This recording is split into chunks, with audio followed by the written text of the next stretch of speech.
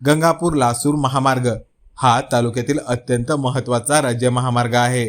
पण या महामार्गावरील रखडलेले रस्त्याचे आणि शिवना नदीवरील पुलाचे काम आता नागरिकांसाठी डोकेदुखी ठरत आहे. पावसाळा तोंडावर असतानाही काम पूर्ण झाले नसल्याने नागरिकांमध्ये तीव्र नाराजी व्यक्त होत आहे. गंगापूर लासूर राज्य महामार्गावरील शिवना नदीवरील जुना पूल पाडून जवळपास 6 महिने उलटले आहे. हा पूल 1959 साली बांधण्यात आला होता. मात्र जुना पूल जमीनदोस्त केल्यानंतर नवीन पुलाचे काम युद्ध पातळीवर होणे अपेक्षित असताना प्रत्यक्षात काम अत्यंत संथगतीने सुरू असल्याचे चित्र आहे.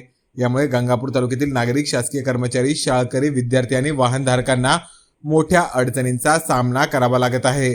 गंगापूर लासूर रस्त्याच्या कामालाही जवळपास 1 वर्ष पूर्ण होत आले आहे. मात्र अद्याप केवळ 6 ते 7 किलोमीटर पर्यंत काम झाले असून अनेक ठिकाणी रस्ता अर्धवट अवस्थेत आहे. गेल्या 4 महिन्यांपासून अनेक ठिकाणी रस्ता खोदून ठेवण्यात आला आहे.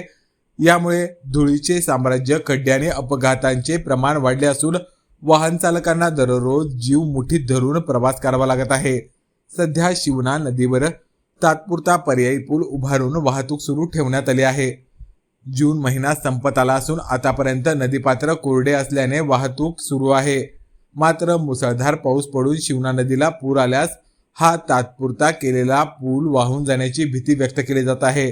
जर असे झाले तर गंगापूरकडे जाणारी वाहतूक पूर्णपणे ठप्प होऊ शकते. नागरिकांना जवळपास 40 किलोमीटरचा अतिरिक्त वळसा घालून प्रवास करावा लागेल अशी भीती स्थानिक नागरिक व्यक्त करत आहे.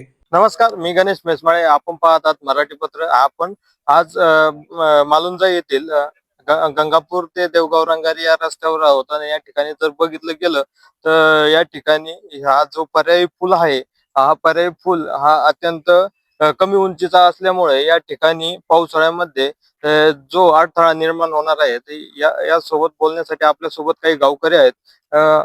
आपण त्यांना थेट विचारणार आहोत. ते इथले स्थानिक रहिवासी आहेत. काय सांगाल, या ठिकाणी या पुलाचं काम किती दिवसापासून चालू आहे?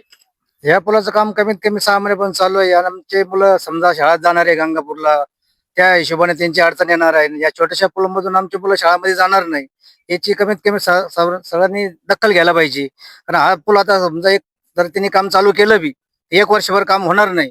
या हिशोबाने तात्काळ त्यांनी ताबडतोब काहीतरी पर्याय काढून द्यावा आम्हाला. आमच्या मुलं शाळेमध्ये जाणार आहे इथून पुढं, तर त्यांच्यासाठी काहीतरी पर्याय काढून द्या. या पुला पावसाबाबत टिकणार नाही. जर बघितलं गेलं तर या ठिकाणी जर बघितलं आता जर जे शासकीय कर्मचारी या ठिकाणी भरपूर असे शासकीय कर्मचारी येत जाय करत असतात. या ठिकाणी पर्याय मार्गाचा जो पुलाचा जो उंचीचा थर आहे तो कमी असल्यामुळे तर या ठिकाणी जे त्यांना पर्याय मार्ग आहे का अजून कुठून? नाही, सध्या तर इथून लगत कुठून पर्याय मार्ग नाही. तालुक्याच्या ठिकाणी जर जायचं ठरलं सर्वांना तर आमची मुलांची शाळेत असतील, सरकारी कार्यालयात येणं जाणं असेल, त्यानंतर हॉस्पिटलच्या समस्या असेल, याला कुठलाही पर्यायी उपलब्ध नाही आहे रोजी तरी इकडनं. बाबा काय सांगाल, या ठिकाणी मागच्या वर्षी पावसाळ्यात काय परिस्थिती होती? परिस्थिती कठीणच होती. जाण्या येण्याची परिस्थिती बेकारच आहे. पाण्या पावसामुळे जाण्या येणं, मुलाला शाळेत जाणं, काही दुखणं बाणं आलं तर त्यांना जाण्या येण्याची परिस्थिती अवघड आहे. तर हे काम होऊ शकत नाही आता लवकर. सहनच करावं लागेल. हे व्हायला होणार नाही. काम होणार नाही. काम हे चांगलं होणारच नाही आता सध्याला. जाण्या येण्याची कठीण परिस्थिती आहे. मुलं शाळेत जाणार नाही. समस्या हे सरकारी दवाखाना जाण्याकरता दुखणं बाणं अवघड आहे. पूल जर होऊ शकत नव्हतं तर पूल पाडण्याची आवश्यकताच नव्हती ना, कारण तो पुलावरनं ये जा चालूच होती. जर आपल्याकडनं कॉन्ट्रॅक्टरकडनं किंवा इंजिनियर साहेब यांच्याकडनं जर होणारच नव्हता पूल, तर त्यांनी हा पूल पाडायलाच नको होता. जर पूल पाडला होता तर त्यांनी त्याची दखल घ्यायला पाहिजे. त्यांनी वेळेवरच त्या पुलाचं कामकाज सुरू करून आतापर्यंत काम पूर्ण व्हायला पाहिजे होतं.